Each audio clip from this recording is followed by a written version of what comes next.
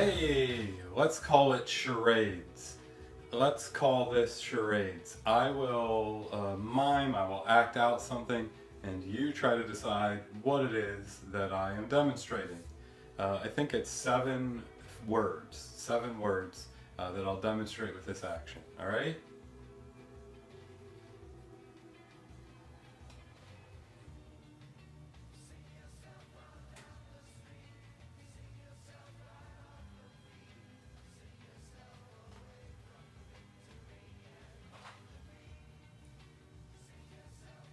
You have it? What was this? Do you have any idea what I'm doing here?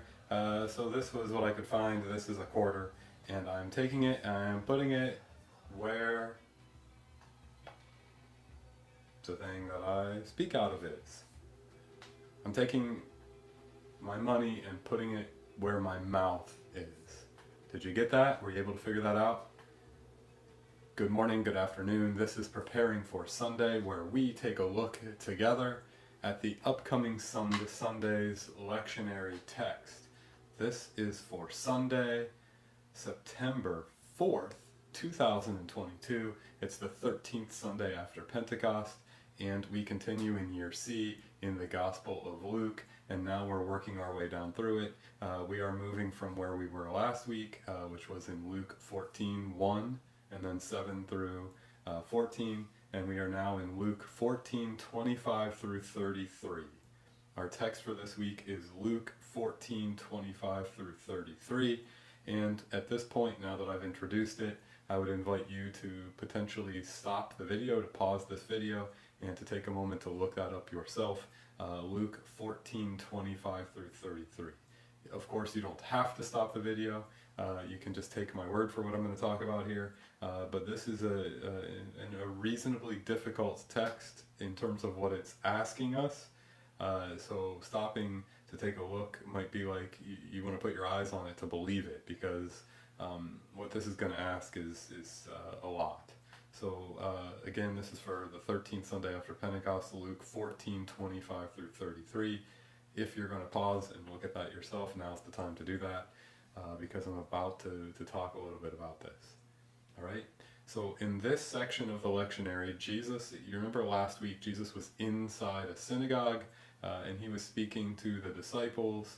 There are crowds around in last week's story, and he speaks and tells parables.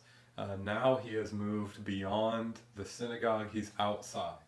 So pick up that movement of inside, outside. So there's some movement in the way that the story tells. There's some physical movement. Inside a synagogue now to outside. This involves just the crowds. He's got crowds all around him, he's outside. There were crowds in the story before, but we're told that he was speaking to the synagogue leaders, and really the disciples are interacting with him. The disciples are present now, but this time he's speaking to the crowds. And in the Bible, in Luke, when Jesus is speaking and there's crowds referenced, that opens the door for us to see ourselves as part of the story, as a character in this story. We're the crowds. We're the people listening in. Yes, a lot of time has gone by since this happened, but the crowds are still gathering around the text to hear Jesus say these things, and we're part of that crowd. The movement has gone from inside to outside, and while the crowd overheard things last time and was sort of involved kind of indirectly, this is a direct involvement with the crowds. And then Jesus says 3 times in this something that is what I recommended you read this for yourself, because it's a hard thing to hear. Luke is saying something that he said a couple of weeks ago, the 11th Sunday after Pentecost. It's reiterated here. It has to do with the cost of discipleship. So Jesus is moving from inside the synagogue to outside where the crowds are. The movement, though, is from, so while the movement physically is from a smaller space to a bigger space, the movement spiritually or conceptually is from a bigger group to a smaller one. He's calling disciples out of the crowd, and he's telling us what the cost of being a disciple is, what this looks like. And it's about who can understand that God has saved us, that God has wiped us out in our baptism from who we would be, and then filled us with God's Spirit and raises us to being something else, to being disciples, to being people who put our money where our mouth is. And this is a extremely difficult, basically impossible task. Impossible because you and I cannot really ever take up our cross well enough. We can never fully abandon the old self, the way of life that we're being called out of. And we really rely on God's call, strength, the community of faith that God has set us within to be people who can live out this call. 3 times it says, you won't be able to be my disciple unless you do this. And any time in the Bible it does things 3 times, it's speaking to the complete awareness here, the completeness of it. So to deny Jesus 3 times when you're Peter is complete denial. It's not like, oh, I don't know how I feel. It's like, I don't want, it's very firm. So this is a very firm understanding that Jesus knows that we will never be able to, at all times, in all places, put our money where our mouth is, move from being the crowd to being a disciple. And then at that point, you can probably ask, well, if Jesus knows that we're not going to be able to do it, why are we called to this? And that's the bedrock of this part of the lectionary. Why are we called to do this if it's not something we're really going to be able to do? I guess the idea there that I'll hit on is just because we are incapable of it doesn't mean that God isn't trying to do something in our world.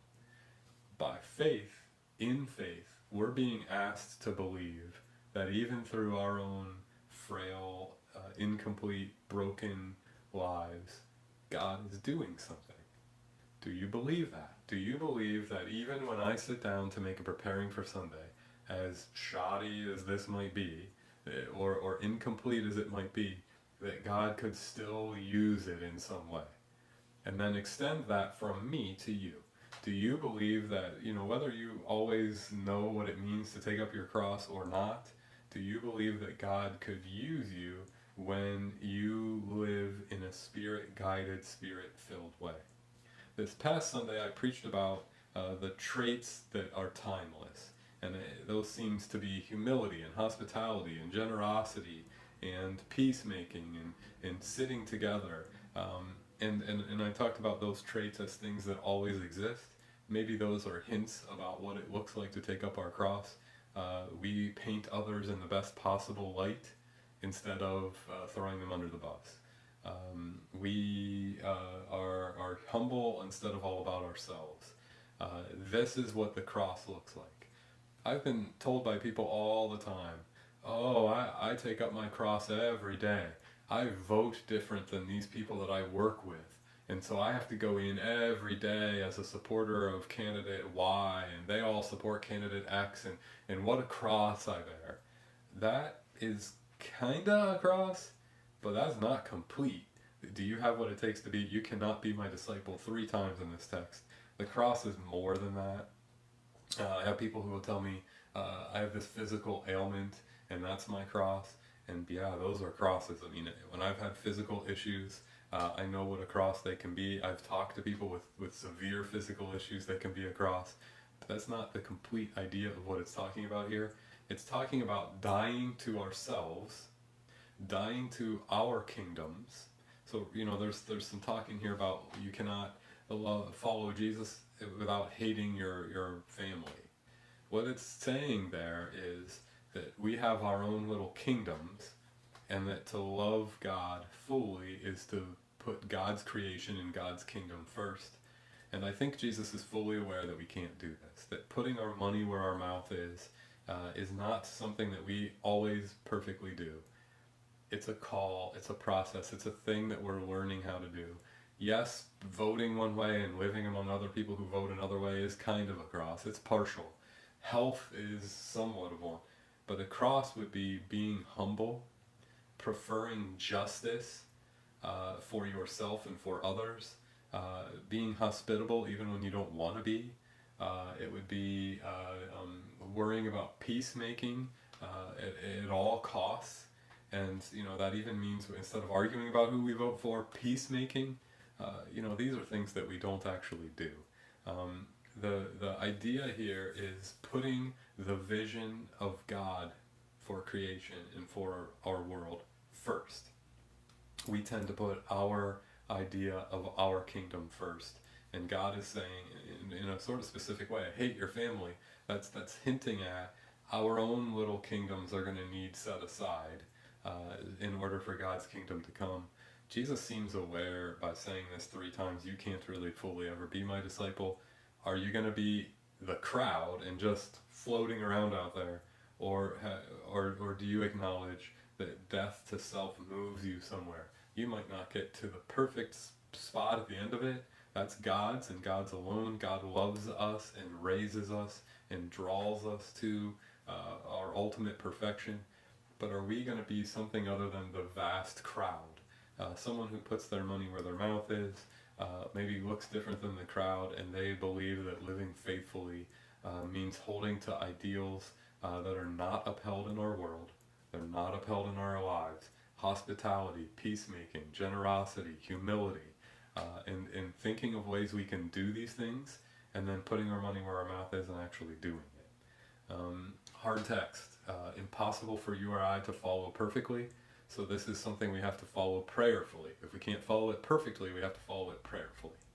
So this upcoming Sunday is Labor Day weekend, and we're going to observe worship a little different here at St. Stephen on Labor Day weekend. Worship will only be at 9:30. We only have one service instead of 8:30 and 10:30. It's just one service at 9:30. The service itself will be quite a bit shorter. It will be about a half an hour instead of about an hour. The rest of the time you're asked to take and put it.